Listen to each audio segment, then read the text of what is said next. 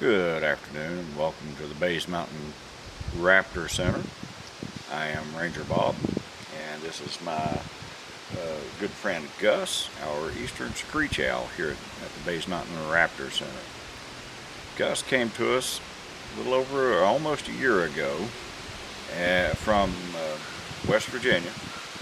She came to us from a rehab facility, a wildlife rehabilitation facility in West Virginia that she went to because she was hit by a car there and it had a broken wing that didn't heal back correctly. So Gus can't fly very well right now. She can fly some, but not well enough to survive in the wild. So like all of our birds here at the Bays Mountain Raptor Center, she has been injured to the point where she cannot live on her own in the wild. So that's the reason we have these birds. As you can see, Gus is a very small owl, but she is full grown. A lot of folks see an owl this size and think that she must be a baby, but she is full grown. She's at least a couple of years old, we think. We don't really know how old she is, though. Eastern screech owls are very common species here in this area, and they're our smallest species of owl here as well. So they come in two different color phases. The gray phase like Gus, and then there's also a red phase that's more of a rusty red color. So two different color phases are found in this area. Like most other owl species, eastern screech owls are nocturnal birds, and so because of those nocturnal habits, they do have some adaptations that allow them to function well after dark or in dim light. One of the things that makes them able to do so well in after dark is the fact that they have very large eyes. Generally, the larger an animal's eyes are, the more light they can take in, the dimmer the light they can see in. So screech owls are very well able to see in very dim light. In addition to good eyesight, though, they also have good hearing, although you can't see their ears. Those little feathers sticking up on top of her head, those are just feathers. They're just there for decoration. Her ears are actually located down on the sides of her head behind her eyes. But those ears are very well built for locating sounds in 3 dimensions. So they can sit in a tree 4 or 5 feet off the ground and hear a mouse walking around down on the ground. They can dive down and catch that mouse without ever actually seeing the mouse. So they're able to hunt purely from sound alone a lot of times. So very good hearing.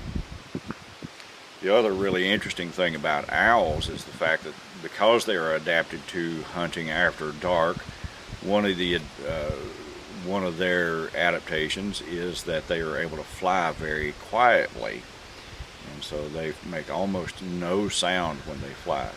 And that's all because the feathers on the back edge of their wings are fringed on the edges. The edges are rough, and that reduces the amount of turbulence that they create when they flap their wings. So they make almost no sound when they fly. In order to obtain that quiet flight, though, they sacrifice speed. So something like a great horned owl, which is our largest owl here in this area, can hit a top speed of maybe 40 miles an hour, which sounds pretty fast until you think about something like a red-tailed hawk, which is about the same size, can hit a speed of about 120 miles an hour, but they make a lot more noise when they fly. So that's a couple of the differences between diurnal raptors and nocturnal raptors. A little about raptors in general. Raptors are birds of prey, which means they eat other animals. They are carnivores, and most raptors eat vertebrates. So they eat things like small mammals mostly, but also reptiles, birds, amphibians, and so forth as well, sometimes fish. And so they eat a lot of vertebrate prey. Some of them eat invertebrates as well, though, things like large insects and so forth. All raptors are meat eaters, but not all meat eaters are raptors. Not all meat-eating birds are raptors. So in order for them to be a raptor, a meat-eating bird has to have 3 characteristics. One of those is that raptors have to have sharp talons. You can see on Gus here those sharp talons that she has on her feet. They use those for grasping their prey, which is where the term raptor comes from, actually. It's from the Greek word for to grab or to grasp. Another characteristic that makes raptors, or another characteristic that makes these birds raptors, is the fact that they have a sharp curved beak. They use that beak for ripping their prey apart.